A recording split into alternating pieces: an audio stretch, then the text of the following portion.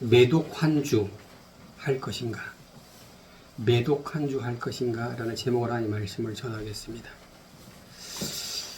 매독환주가 뭐냐면 사자성어로 상자만 사고 옥을 돌려준다라는 뜻입니다. 상자만 사고 옥을 돌려준다라는 얘기입니다. 옛날 그 중국 초나라에 아주 귀한 옥을 가지고 있는 상인이 있었습니다. 이 상인은 이 옥이 정말 산속이 깊은 호수 물결처럼 그대로 배어나오고 은은한 푸른 광채가 감도는 최상의 옥이었습니다. 상인은 이 옥을 제값을 받고 싶었습니다. 그래서 어떻게 했냐면 이 옥을 가장 잘 팔 수 있는 방법이 무엇일까 고민하다가 이 상인은 이 옥을 담을 수 있는 화려한 상자를 만들어야겠다고 생각을 했습니다. 그래서 그는 최고의 목수를 찾아갔습니다. 그리고 향이 은은한 목란나무 상자를 짜게 합니다. 그리고 그 상자 밖에는 조각을 화려하게 합니다. 용과 봉황이 그려지도록 조각을 합니다. 그리고 모서리마다는 황금을 박았습니다. 그리고 군데군데마다 보석을 또한 박았습니다. 그리고 이 상자에다가 최고급 향료를 발랐습니다. 그 상자 옆에 가기만 해도 향이 은은한 향이 나오도록 그는 상자를 만들었습니다. 이 상자가 눈에 너무너무 화려하고 너무너무 아름다웠습니다. 자신이 보아도 만족스러웠습니다. 그리고 이 상자 안에 그가 가지고 있는 옥을 담았습니다. 그리고 그는 정나라로 그 옥을 팔기 위해서 길을 떠납니다. 많은 사람들이 이 상자를 보고 몰려들었습니다. 너무 신기해합니다. 와, 진짜 멋있다. 진짜로 멋있구나. 근데 그 길 가던 어떤 비단 옷을 입은 사람이 나타나더만 그걸 사고 싶다는 거예요. 그래서 이 상인은 정말 비싼 값을 빌렸습니다. 말도 되지 않는 비싼 금액을 불렀습니다. 그런데 이 상인이 금화를 내놨습니다. 지금 금 한 돈이 얼마입니까? 얼마죠? 90만입니다. 엄청난 금을 내놨습니다. 그러니까 그리고 이 비단옷을 입은 사람이 그 상자를 받았습니다. 우와, 너무너무 기쁘다고. 근데 이 사람이 상자 뚜껑을 떡 열었습니다. 근데 안에 보니까 부르딩딩한 게 있는 거예요. 이게 이게 뭐냐 싶으면서 별로 쓸모가 없다고 이 옥을 그 상인에게 주었습니다. 상인에게 돌려줬어. 이거 필요 없다고. 나는 이 상자만 가지고 된다고. 그리고 이 사람은 가버렸습니다. 상자 안에 있는 귀한 옥을 돌려줬어요. 가져가라고. 필요 없다고. 그리고 상자만 가져갔습니다. 이게 뭔지 압니까? 매독 환주입니다. 상자는 사고 옥은 돌려주는 거예요. 강가에 많은 돌이 있죠. 그 돌에는 희미한 돌도 있습니다. 근데 그 돌 중에는 옥도 있습니다. 어떤 사람은 옥을 선택합니다. 어떤 사람은 돌멩이를 선택합니다. 여러분은 무엇을 선택하라고 물어보시면 당연히 옥을 선택하겠죠. 근데 많은 사람이 돌을 선택한다는 거예요. 그를 돌을 선택하는 이유가 있습니다. 왜 돌을 선택할까? 그냥 4가지 정도를 제가 설명해 볼게요. 첫 번째는 사람들은 원석의 평범함을 모른다는 거예요. 이게 안목의 부재입니다. 옥은 가공되어야 아름답습니다. 가공되지 않는 옥은 일반 돌보다 훨씬 못하다는 거예요. 더 거칩니다. 매끈매끈한 돌이 아니에요. 돌보다 더 거칠고 눈에 띄지 않고 투박하다는 것입니다. 사람들은 완성된 가치를 찾지 못한다는 거예요. 아직 다듬어지지 않은 원석의 그 아름다움, 그 원석의 존귀함을 보지 못한다는 것입니다. 그래서 안목이 부재된 것입니다. 두 번째로는 사람들은 화려한 가짜에 현혹이 된다는 것입니다. 여러분, 옥은 은은한 빛이 있습니다. 기품이 있는 것입니다. 그런데 물결에 비치는 돌멩이는 더 반짝반짝 빛이 납니다. 우리 인간은 감각을 가지고 있는데 화려함에 우리의 눈이 뺏겨버립니다. 우리의 오감이 뺏겨버립니다. 진지하고 진중하고 기품은 관심이 없습니다. 화려하고 촉각적이고 그런 것들에 우리 감각이 뺏겨버린다는 것입니다. 마치 화려한 상자만을 구매하고 옥은 돌려준 그 금 비단 옷을 입은 사람처럼.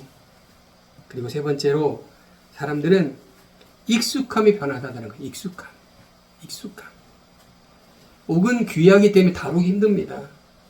깨지기 쉽습니다. 그래서 옥보다 그냥 평범하고 그냥 늘 쓰고 있는 것, 내가 잘 할 수 있는 것, 그냥 나에게 익숙한 것, 스스로 자신의 가치를 하향하는 거예요. 나는 이 정도 가치를 가지면 돼. 귀한 옥을 간직하는 사람은 1%야. 나는 그 옥을 간직할 수 있는 사람이 아니야. 라고 그냥 평범함을 스스로 자기 만족을 시키는 거예요. 자기에게 그런 평범한 브랜드를 입혀버리는 것입니다. 여러분, 우리는 귀한 사람을 믿으시기 바랍니다. 귀한 사람이에요. 평범하지 않는 사람이에요. 누구보다 소중하고 누구보다 귀한 사람이에요. 근데 같이 하향을 한다는 거예요. 그리고 마지막으로는 그냥 쓸모 있는 것에 집중하는 거예요. 쓸모 있는 것. 옥을 가지고는 물수제비도 못하고요. 옥을 가지고는 받침대도 못합니다. 받침대도 할 수 있고 물수제비 할 수 있는 그런 돌멩이에게 그들은 집중한다는 것입니다. 큰 미래 가치보다는 지금 쓸 수 있는 것, 지금 당장 필요한 것, 지금 나에게 먹고 살 수 있는 것, 그것에만 포커스를 맞춘다는 것입니다. 그 사람들은 어떻게 합니까? 돌멩이에 집중한다는 거예요. 투박한 옥에는 관심이 없다는 거예요. 오늘 본문에서 이러한 모습이 갈라디아 교인들에게 나타납니다. 그 모습을 함께 살펴보겠습니다. 갈라디아 5장 2절에 가면 바울은 갈라디아 교인에게 이렇게 말합니다. 만일 여러분이 할례를 받는다면 이랍니다. 여기 할례를 받는다면 이러면 한글 성경으로 보면 아직 받지 않았다라는 것으로 인지됩니다. 그런데 이 할례를 받는다면, 원문으로 뭐냐면 위에 보시는 것처럼 이게 원어로 페르템노입니다. 페르템노. 이 페르템노가 할례를 받기 이전의 상태가 아니라 할례를 받은 상태를 말합니다. 갈라디아 6장 13절에 가면 이렇게 말하고 있습니다. 할례를 받은 사람들이요. 할례를 받았다는 것입니다. 할례를 받은 사람들이요는 이 원문과 오늘 지금 쓰여지고 있는 갈라디아 5장 2절의 이 단어가 동일한 단어로 쓰여지고 있다는 것입니다. 그러면 할례를 받는다면이 아니라 할례를 받은 상태 말합니다. 현재 할례를 받은 상태라는 것입니다. 현재 할례를 자신 믿음의 중요한 요소로 삼고 있다는 것입니다. 할례가 그들의 신앙의 중요한 포인트로 잡고 받아들이고 있다는 것입니다. 누가? 갈라디아 교인들이에요. 자, 그러면 이 그들은 할례를 현재 받은 상태예요. 그들은 할례를 중요한 삶의 믿음의 중요한 요소로 인정한 상태입니다. 그들은 현재 신앙의 중요한 요소로 이 할례를 받아들였다는 것입니다. 자, 성경은 이 할례를 중요하게 얘기하고 중요한 요소로 말하는 그들이 어떤 사람인지 설명합니다. 성경을 보면 이렇게 말합니다. 의롭다고 인정을 받으려고 하는 사람이라는 것입니다. 무엇으로? 율법으로. 그들은 할례를 요구하는 그들은 율법이 의롭다고 인정하는 중요한 요소라는 것입니다. 여러분, 우리가 의롭게 되는 것이 우리의 율법의 행위요, 율법의 행동이요, 율법으로 통해서 의롭게 된다라고 그들은 우리에게 가르치고 있다는 것입니다. 이렇게 가르치고 있는 그들은 당연히 할례가 그들에게 필수 요소라는 것입니다. 갈라디 교인들은 이것을 그들의 신앙의 요소로 받아들였다는 것입니다. 그들은 이것을 신앙의 중심으로 삼았다는 것입니다. 그들은 율법의 행위를 통해서 의로운 믿음의 뿌리를 그들은 찾아가겠다는 것입니다. 개역 성경하면 이걸 율법 안에서라고 설명하고 있습니다. 여러분, 율법을 통해서, 율법의 의로움을 통해서 그들이 의롭게 된다라고 그들은 이야기하고 주장하고 가르치고 있다는 것입니다. 죄인이 의롭게 되는 것은 되기 위해서 고행을 하고 덕을 쌓고 행함을 하고 이렇게 가르치는 이들이 많습니다. 왜냐? 그렇게 하면 믿음이 눈에 보이거든요. 고행을 하면요, 믿음이 보여요. 덕을 쌓으면 믿음이 보인다고요.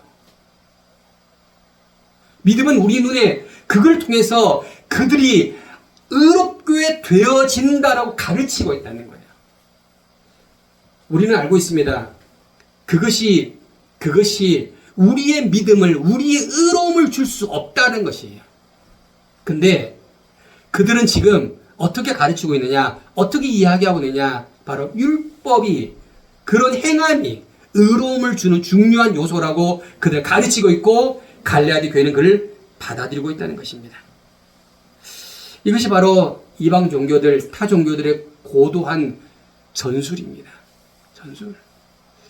여러분, 어떤 행위가 우리에게 의로움을 주지 않음을 믿으시기 바랍니다. 오직 예수예요. 좀 나올 거예요. 근데 그들은 그들의 행함을 가르치고 있는 거예요. 그들의 행함의 포커스를 갖추고 있는 거예요. 그렇게 해야만 된다고 말하는 겁니다. 지금 할례를 받았다는 것이 그냥 아무렇지 않은 것이 아닙니다. 엄청난 중요한 새로운 길을 그들은 새롭게 가는 것입니다. 마치 돼지가 다른 쓸모없는 것을 가지고 귀하게 여기는 것처럼 바울은 이걸 안타까운 마음으로 그들에게 얘기하고 있습니다. 그들은 귀한 것을 버리고 쓸모없는 것을 선택했다는 것입니다. 그들은 귀한 것을 버리고 쓸모없는 것에 집중하고 있다는 것입니다.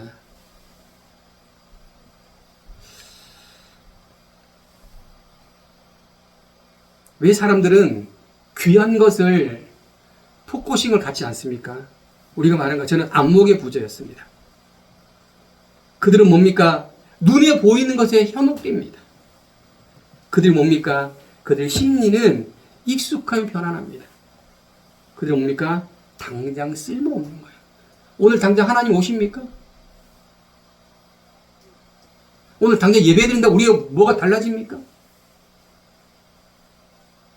근데 바로 지금 나타나는 거예요. 지금 나타나는 촉각적이고 쇼적인 것들, 이런 것들에 사람들의 관심이 가 있다는 것입니다. 늘 드려지고 있는 그 예배, 늘 드려지는 이 하나님 앞에 드리는 이 제사, 이것들에 그들은 관심을 두지 않는 거예요. 귀함을 귀한 것으로 여기지 아니하고 다른 것을 귀한 것으로 채워간다는 것입니다. 자, 성경은요, 이렇게 그들이 하는 것들을 이렇게 말하고 있습니다. 자, 우리 17절 말씀을 같이 읽고 시작. 육체의 욕망은 성령을 거스리고 성령의 욕망은 육체를 거스릅니다. 이 둘은 서로 상반되기 때문에 여러분이 원하는 것들을 할 수 없게 합니다. 라고 합니다. 갈라디 교인들이 지금 원하는 게 뭐죠? 육체의 욕망이에요. 갈라디 교인들이 율법으로 의롭게 된다고 가르치는 이들이 원하는 게 뭐죠? 육체의 욕망이라는 것입니다. 육체의 욕망. 여러분, 육체의 욕망이 어떤 촉각적이고 쾌락주의만을 말하는 것이 아닙니다. 이 육체의 욕망은 성령의 길을 가로막는 것을 믿으시기 바랍니다. 진리를 비진리로 바꾸는 것입니다. 복음을 다른 복음으로 대신한다는 것입니다. 육체를 성령으로 채우려고 하는 행위가 바로 뭐냐? 육체의 욕망이라는 것입니다. 갈라디 교인들은요, 현재 율법을 신앙의 최고의 덕목으로 가르치고 행하는 이들을 추앙하고 있습니다. 그들의 가르침을 받아들였습니다. 그들의 신앙을 따라간다는 것입니다. 그러니 바울은 이들이 하는 것들이 육체의 욕망이라고 오늘 본문은 말하고 있습니다. 육체의 욕망을 오늘 성경에서 이렇게 말하고 있어요. 그래서 본문은 뭐라고 하냐? 19절에 육체이다. 육체일. 그 육체일이 무엇이냐? 자, 같이 읽고 시작. 음행과 더러움과 방종과 우상숭배와 마술과 원수매증과 다툼과 시기와 분노와 이심과 분열과 분파와 질투와 술취함과 방탕, 이런 것들도 육체의 욕망이고, 그리고 진리를 비진리로 바꾸는 것은 육체의 욕망이라는 것입니다. 육체의 욕망은 성령이 일고 어떻게 해요? 대치가 되는 것입니다. 육체의 욕망을 따라가면 성령이 원하는 걸 할 수 없게 되는 것입니다. 성령의 원하심을 따라가면 육체의 욕망을 할 수 없게 되는 것입니다. 그런데요, 바로 분명히 그들이 하고 있는 행위가, 그들의 미래가 어떻게 됨을 성경이 분명히 말하고 있습니다. 그들의 미래는 뭐냐? 하나님의 나라를 상속받지 못한다. 할렐루야. 네. 그들이 하는 모든 행위는 하나님의 나라를 상속받지 못한다는 것입니다. 왜냐? 하나님과 아무런 관계가 없어요. 그들은 하나님이 필요하지 않아요. 왜? 그들은 스스로 의롭게 되기 때문이에요. 그들의 행함으로 말미암아 뭐예요? 의롭게 된다는 것입니다. 하나님 나라에 우리가 어떻게 들어갑니까? 하나님의 은혜로 들어갑니다. 할렐루야. 하나님 은혜입니다. 우리의 행함과 우리의 무엇으로 들어가는 것이 아닌데, 그들은 그들의 행함으로 하나님의 나라에 들어가고자 한다는 것입니다. 그렇게 믿고 있습니다. 그렇게 가르치고 있습니다. 그렇게 살아간다는 것입니다. 그러니 그들의 미래는 어떻게 합니까? 오늘 바울이 말한 것처럼 하나님의 나라에 들어갈 수 없다. 그리고 어떻게 합니까? 그들은 지금 현재 어떻게 해요? 종의 명예를 다시 매기 시작하는 것입니다. 종이 지는 멍에, 죄의 멍에를 그는 다시 지는 것입니다. 그를 다시 선택하는 것입니다. 지난주에 보여드렸던 이 무거운 쇳덩어리를 다시 자신의 발목에 채우는 것입니다. 다시 죄인으로서의 삶을 살아가겠다는 것을 다시 선택하는 것입니다. 이 죄의 무게를 다시 선택하는 것입니다. 그리고 그것이 마치 진리를 쫓아간다고 생각합니다. 굳게 믿습니다. 굳게 믿어요. 그렇게 믿어요. 오늘 바울은 이거를 적은 누룩이라고 말하는 적은 누룩. 여러분, 누룩이 미비한 그 누룩이 밀가루 반죽에 들어가면 어떻게 됩니까? 부풀어 오릅니다. 밀가루 반죽이 전체 다 영양을 줍니다. 이 위에 조그마한 것이 누룩입니다. 이 누룩이 밀가루를 전체를 부풀게 합니다. 가나다의 교인들에게 그들에게 할례를 받으라고 그들이 가르침을 받았지만, 그들의 신앙의 전체가 비진리로 가득 차게 되어졌습니다. 작은 것이라고 그들은 무시했습니다. 사소한 것이라고 그들은 외면했습니다. 그런데 그것이 그들의 온 신앙, 온 믿음을 다른 믿음으로 채워갔다는 사실을 기억하시기 바랍니다. 여러분, 우리들이 하는 아주 작은 말버릇, 작은 생각 하나, 작은 행동 하나가 우리의 삶의 전체 삶에 영향을 주는 것을 기억하시기 바랍니다. 그래서 어떻게 합니까? 작은 생각 하나 놓치면 안 된다는 거예요. 작은 말 한마디가 그 상대편에 상처를 주는 것입니다. 개구리에게 어린아이가 돌을 던질 때 장난원입니다. 근데 개구리는 어떻게 합니까? 생사의 위협을 갖는 거예요. 사소한 하나가 엄청난 영향을 준다는 것입니다. 그래서 이 세상에는 사소한 것이 없어요. 사소한 것이. 이 세상에는 모든 돌들도 쓰임이 있는 것을 기억하시기 바랍니다. 여러분, 사소한 것은 잊지 않는다는 거예요. 그래서 이 세상에 있는 모든 것이 다 소중하고 뜻이 있고 존재의 이유가 있다는 사실을 기억하시기 바랍니다. 그 돌에도 존재가 있는데 하물며 우리가 얼마나 귀한 존재가 있지 않겠습니까? 자, 오늘 본문의 말씀을 또 돌아가 볼까요? 갈라디아서 5장 3절과 4절 말씀을 같이 읽어요. 시작. 내가 할례를 받는 모든 사람들에게 다시 증거합니다. 그런 사람은 율법 전체를 행해야 할 의무가 있습니다. 율법으로 의롭다고 인정받으려고 하는 사람은 그리스도에게서 끊어지고 은혜에게서 끊어져 나갑니다. 라고 합니다. 율법을 가르치고 행하는 이들은 율법 전체를 다 행할 의무를 가지고 있다는 거예요. 마찬가지로 그들은 어떻게 합니까? 그 행함을 통해서 합니까? 그리스도에게서 끊어져 나간다는 것입니다. 그리고 그들은 어떻게 합니까? 그리스도의 은혜에서 떨어져 나간다는 것입니다. 그들은 그리스도의 은혜가 필요 없다는 거예요. 그리스도의 은혜가 필요 없습니다. 그리스도가 필요 없습니다. 그래서 예수님을 안 찾는 거예요. 예수님 은혜를 갈구하지 않는 거예요. 왜냐? 그들이 행함이 그들이 하나님의 나라에 들어갈 수 있다라고 믿기 때문에 그런 거예요. 그래서 그들은 어떻게 해요? 행함을 더 훨씬 중요한 요소로 만드는 거예요. 그리고 가르치는 거예요. 눈으로 보이지 않는 것은 믿음이라 말하지 않는 거예요. 가시적으로 나타나는 것만 받아들인다는 것입니다. 그렇지 않은 것들이요? 아니라. 여러분, 은혜가 우리 가운데 보입니까? 안 보입니다. 근데 그들은 어떻게 해요? 그리스도 은혜에서 떨어져 나가는 것입니다. 적극적으로. 예수님을 밀어내는 것이 아니에요. 스스로 나가는 거예요. 스스로 문을 열고 나가는 거예요. 나는 안 하겠다는 거예요. 나는 그리스도 은혜가 필요 없다는 것입니다.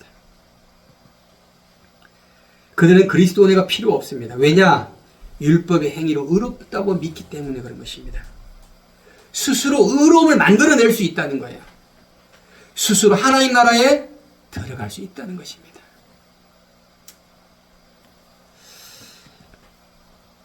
갈라디아 교인들은 율법의 길과 성령의 길이 있는데 분명히 바울은 성령의 길을 가르쳐 주었습니다. 근데 지금 이들이 어떤 길을 선택했느냐? 율법의 길을 선택했다는 것입니다. 율법의 길은 율법 전체를 행해야 될 의무를 가지고 있는 것. 율법의 길은 바로 그리스도와 끊어져 있는 길임을 믿으시기 바랍니다. 여러분, 우리의 신앙이 이런 신앙이 되면 안 돼요. 여러분, 이제 이게 신앙이 오랫동안 신앙을 하게 되면 자기 신앙을 만들어가요. 자기 신앙. 그 자기만의 신앙을 그냥 만들어가고요. 그걸 맞다고 느끼는 거예요. 그리고 맞다고 말해요. 근데 우리는 날마다 우리의 신앙을 뒤집어 엎어야 돼요. 기경이에요, 기경. 할렐루야. 우리의 심령을 기경하지 않으면 옥토밭이 안 됩니다. 옥토밭이 안 되면 주의 말씀이 떨어져도 그곳에 생명이 나타나지 않는 거예요. 왜 바리새인들이 옥토밭이 아니고 길밭이 되고 돌밭이 되었느냐? 그들이 그들만의 믿음을 만들어버렸기 때문에 그런 거예요. 그래서 예수님이 아무리 말씀을 전해도 그들은 귀에 들어오지 않는 거예요. 그들 마음을 지배하지 못하는 거예요. 지금 자기만의 신앙을 만든 이들이 바로 어린 사람들에게 가르치는 거예요. 잘못된 말씀을 가르치는 거예요. 잘못된 신앙을 가르치는 거예요.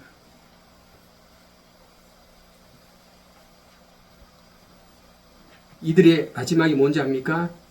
종의 멍에를 가지고 있는 마지막에 그들은 심판을 받을 것입니다. 하나님의 심판을 받을 것입니다. 오늘 본문으로 말합니다. 너희 마음을 혼란에 빠뜨리게 하는 이들의 최후는 뭐냐? 바로 심판이라는 것이 하나님의 심판. 진리의 길을 막아서고 진리의 길로 가는 이들을 어둠의 길로 가게 하는 이들에게 하나님의 심판만이 존재한다는 사실을 믿으시 바랍니다. 혹시 내가 주님 분명 말씀하시잖아요. 너가 아무리 주여 주여 해도 내가 너의 이름을 모르겠다고 말씀하시잖아요. 그게 무엇입니까? 자신이 원하는 기도, 자신이 원하는 믿음으로 자신이 원하는 믿음의 삶을 살아간다는 것입니다. 그들은요, 그들의 행위로 진리의 길을 가는 자를 막아쓰고 있다는 것이 막아쓰고 있다는 거예요. 바울은 명확하게 선언하고 있습니다. 너희들은 지금 진리의 길을 가는 자를 가로막고 있는 이들이야. 너가 만약 그들과 함께 한다면 너도 진리의 길을 가로막고 있는 자야라고 바울은 분명하고 명확하게 말하고 있습니다. 여러분, 스스로 의로운 자가 될 수 없음을 믿으시 바랍니다. 스스로 의로운 자가 될 수 없는 거예요. 그 어떤 행위와 그 어떤 공력으로 우리는 의롭다로 인정받을 수 없다입니다. 근데 그들은 그렇게 믿고 있다는 거예요. 그렇게 가르치고 있다는 것입니다. 얼마나 무서운 믿음인지 모릅니다.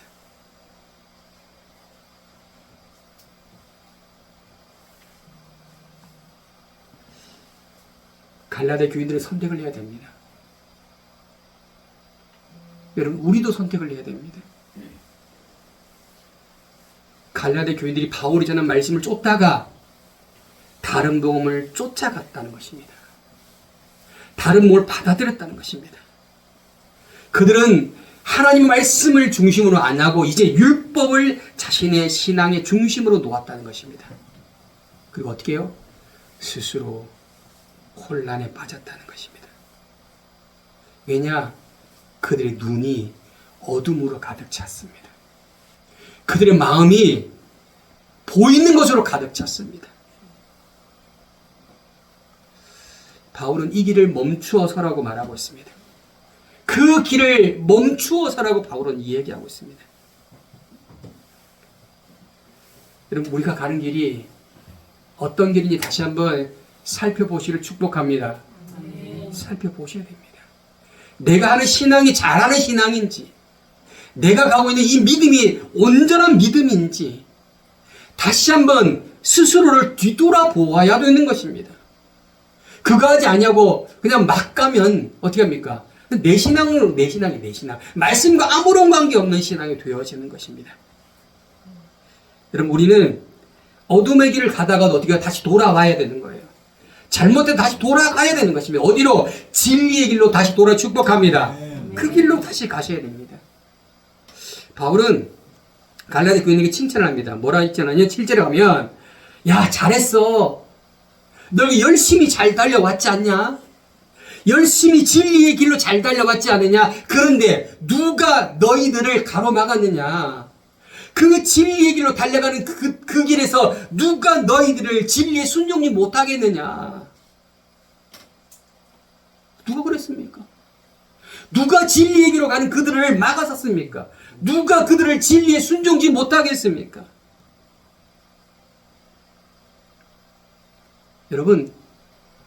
여러분도 지금 진리의 길을 잘 달려오고 있습니다.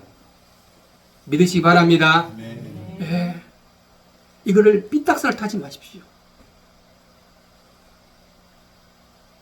진리의 길로 온전히 달려갈 축복합니다. 눈에 보이는 걸로 현혹되지 마십시오. 여러분, 저희 성결교는요, 좀 말씀드리면 굉장히 뜨겁습니다. 성결교가 우리 한국에서 만들어진 교단이에요. 이 성결교의 탄생은 성령운동의 가장 시초예요. 막 기도만 하면 막 사람이 막 났습니다. 그런 교회가 성결교의 시초예요. 근데 그것이 신앙의 전부가 아님을 기억하시 바랍니다. 그게 신앙의 전부가 아니에요.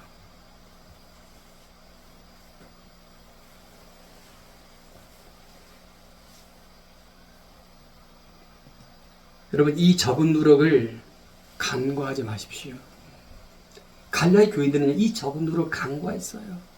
그래, 그들 한번 뭐 들어주지.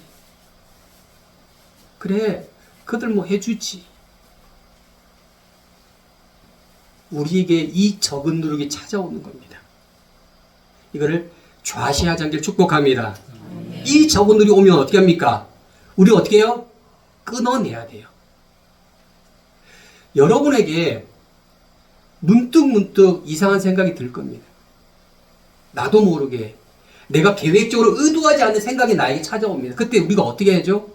그 생각을 쓰레기통에 버려야 되는 거예요. 만약에 안 버리면 어떻게 합니까? 그게 우리의 온 마음을 지배해 버리는 거예요. 이게 심리학적으로잖아요. 지배하지 않도록 어떻게 하면 나쁜 생각이 오면, 다른 생각이 오면 어떻게 해요? 쓰레기통 있잖아요. 버려요. 뭐 좋은 거라고 그걸 안고 끙끙 메고 있습니까? 그러면 그 생각이 어떻게 합니까? 우리의 생각과 우리의 마음과 우리의 시간과 우리의 삶을 지배하고 홀딱 삼켜버리는 것입니다. 처음에 사람이 술을 먹죠? 두 번째가 어딥니까? 술이 사람을 먹죠? 나중에 술이 술을 먹잖아요. 그렇게 되어지는 것입니다. 그래서 우리 한국 교회에 들어올 때 어떻게 처음부터 어떻게 술 먹지 말라고 하는 술 먹지 말. 왜? 술 취해서 당신이 절제하지 못하기 때문에 술 먹지 말라고 하는 거예요. 술이 나쁘냐 안 나쁘냐 이 개념이 아니에요. 술을 통제할 수 있는 능력이 너에게 있느냐 없느냐예요. 여러분 있습니까? 그럼 가능하잖아요. 없으면 그게 안 되는 거예요. 적은 노력을 용납하지 않게 축복합니다. 그럼 어떻게 바울은 어떻게 하면 될까요? 어떻게 하면 내가 온전한 길로 올바른 길로 바로 갈 수 있을까요? 그 해결책을 바울은 이야기합니다. 여러분 매독 환주라고 말씀드렸죠. 여러분 귀한 옥을 그냥 두고 상자만 가져가는 이런 어리석은 행동을 안 하려면 어떻게 해야 되냐? 제가 찾아보니까 좋은 옥을 고르는 방법이 있어요. 방법이 5가지에서 4가지 소개할게요.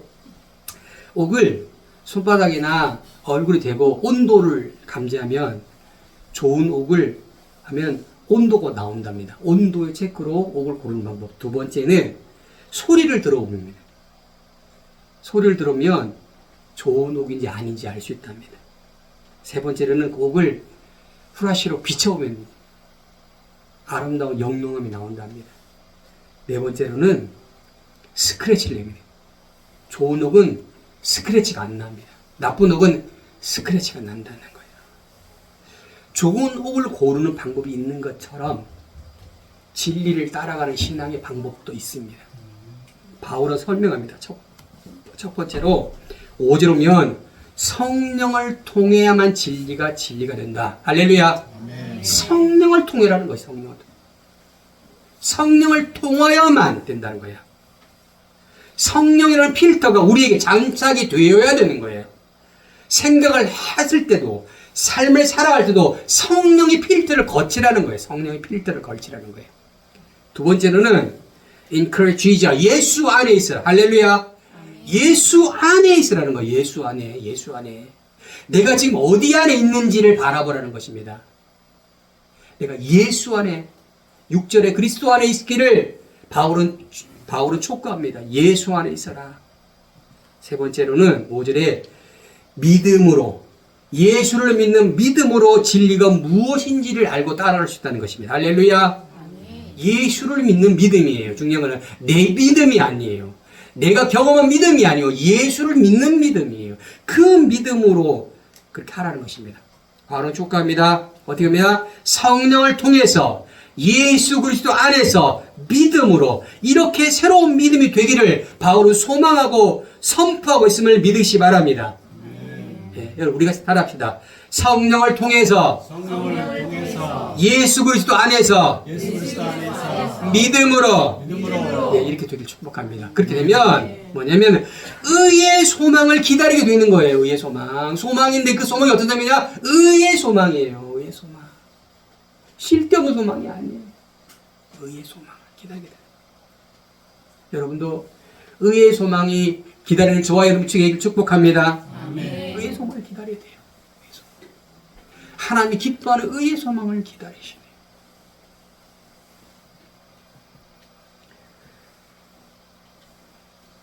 육절에 가면 이렇게 말합니다. 오직 사랑으로 역사하는 믿음을 가지게 된다라고 바울은 이야기합니다. 사랑으로 역사하는 믿음. 사랑으로 역사하는 사랑이 우리를 이끌어가는 거예요. 사랑으로 역사하는 그 믿음이 우리 가운데 나타난다고 말합니다. 무엇을 통해서? 성령을 통해서 예수 그리스도 안에서 그 믿음으로 살아갈 때에 오직 사랑으로 역사하는 믿음이 우리 가운데 나타난다는 것입니다. 예. 또한 바울은 이야기합니다. 뭐라 하냐면 이렇게 말합니다. You will take no on the view. 여러분 뷰 아시죠? 뷰 뭐죠? 야, 뷰가 좋아.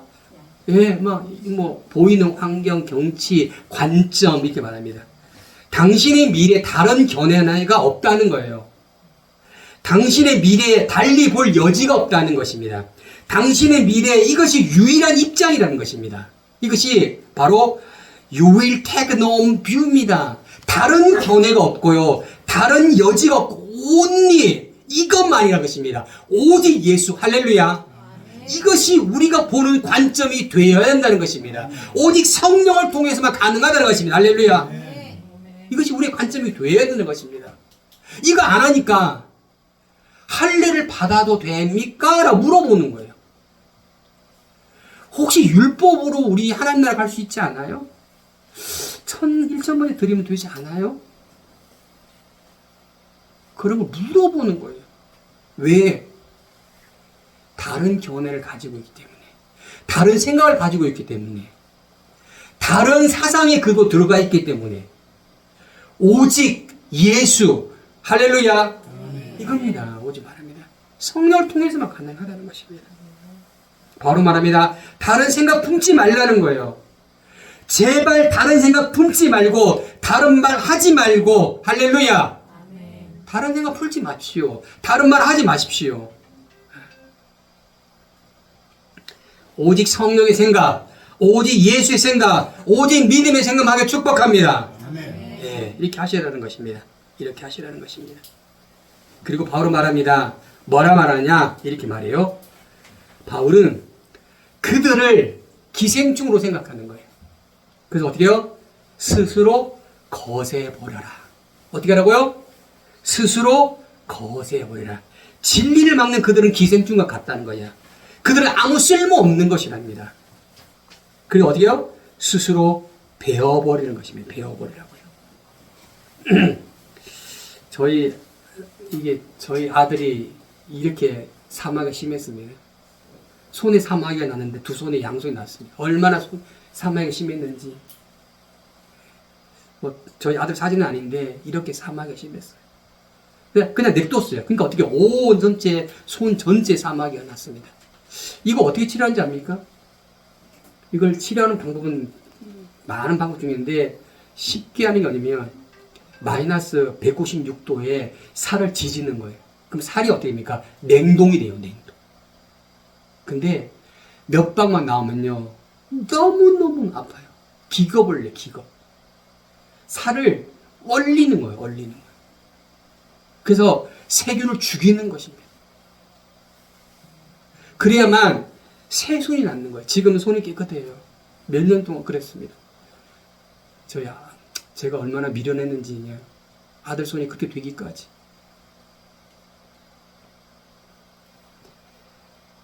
갈라디 교인들에게 기생충이 있다는 거예요. 기생충. 칼로 쓸데없는 걸 제거해 버리는 것입니다. 그들은 암존재, 암덩어리라는 것입니다. 그 암덩어리를 간직하지 말고 스스로 거세해버리라고, 스스로 칼로 잘라버리는 것입니다. 그것을 알았다면, 이제 그것이 쓸모없는 걸 알았다면 그것을 간직하지 말라는 거예요. 당신의 칼로, 진리의 칼로 잘라버리는 거예요. 할렐루야. 여러분, 우리 가운데요 그런 것 나타나면 어떻게 해요? 가감하게 잘라버리십시오. 필요 없는 것들이에요. 우리의 삶을 좀먹는 것들입니다. 나를 힘들게 하고 나를 다른 곳 길로 인도하는 것입니다. 그거 안 자르면 어떻게 합니까? 지배한다니까. 뭐처럼? 적은 누룩처럼. 뭐처럼? 아까 봤던 어디 사막에 난 손처럼 그렇게 되어버리는 것입니다. 가만히 두지 마십시오. 잘못된 걸 알았습니까? 잘라버립시오. 아파도 고통스러워도. 여러분 암덩어리 있으면 어떻게 합니까? 수술하잖아요. 가만히 둡니까?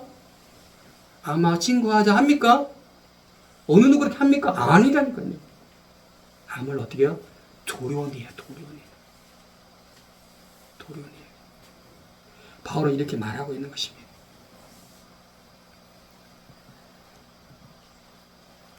하나님이 여러분 부르신 이유가 먼저입니까? 여러분 힘들게 하거나 어렵게 하거나 고통스럽게 하는 것이 아니에요. 오늘 말씀 보면 하나님이 여러분을 부르셔서 어떻게 해요? 자유하게 하셨다. 할렐루야. 하나님이 여러분에게 어떻게 해요? 자유를 주신다는 거예요. 여기 보면 we are called, 부르신 이유가 뭐냐? 자유를 향해서 여러분이 가도록 하는 거예요. To freedom. 여러분의 눈이, 여러분의 삶이 to freedom. 세상을 보던 그 눈이 to freedom. 자유를 향하게 만들어 주시는 것입니다. 그래서 우리를 부르신 거예요. 근데 다시 그들이 무엇을 합니까?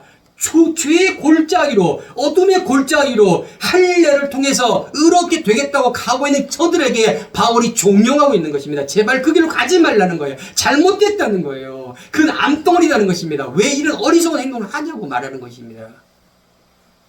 우리의 믿음이 어떤 믿음인지 제대로 보십시오. 제발. 그리고 그 믿음으로 쌓아가셔야 되는 것입니다. 그렇지 않은 믿음으로 쌓아가면 뭡니까? 모래 위에 집은 집이에요. 태풍이 오면 그 집은 다 날아가는 것입니다.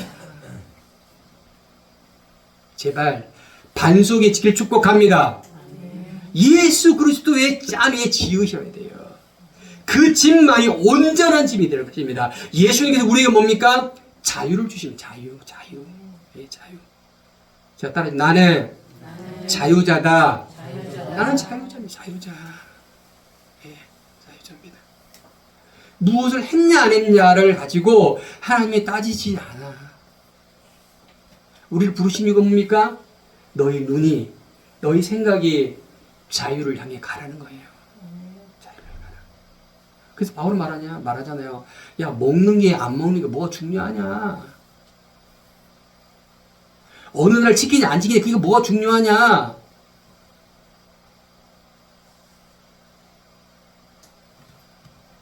자, 1절 말씀 볼까요? 같이 시작. 그리스도께서 우리를 해방시켜 주신 것은 자유를 누리게 하기 위함이다. 할렐루야. 여러분 누리십시오. 제발 누리십시오. 어디에 얽매이지 마십시오. 누리십시오. 내가 복음을 믿는다는 것은 내가 자유자가 되는 것이고 그 자유함이 나를 어떻게 해요? 기쁨으로 인도하는 것입니다.